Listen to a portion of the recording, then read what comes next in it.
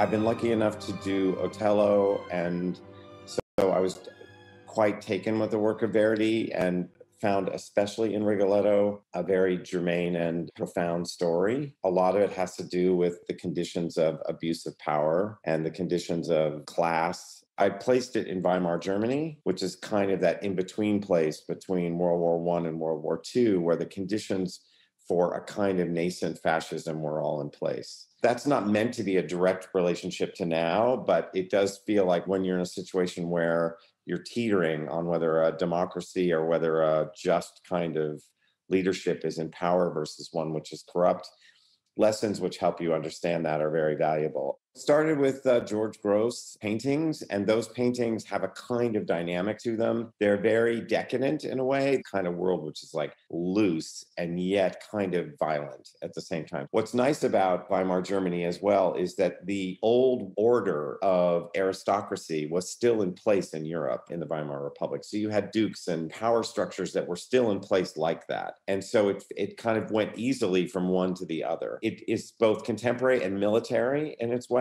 It's elegant. It has a lot of power and authority. And the contrast between the world of the palace and the home of Rigoletto is what basically the design has to revolve around.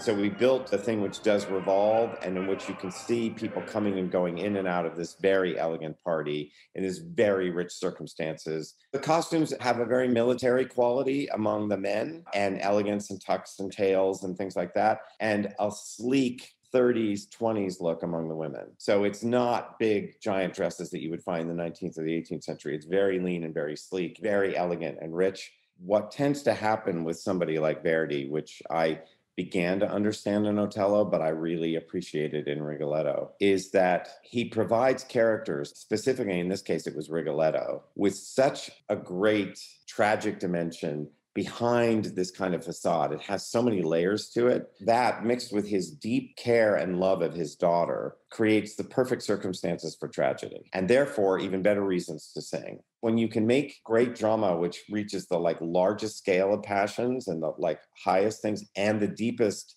most concrete, identifiable places in humanity, is when you get somewhere great.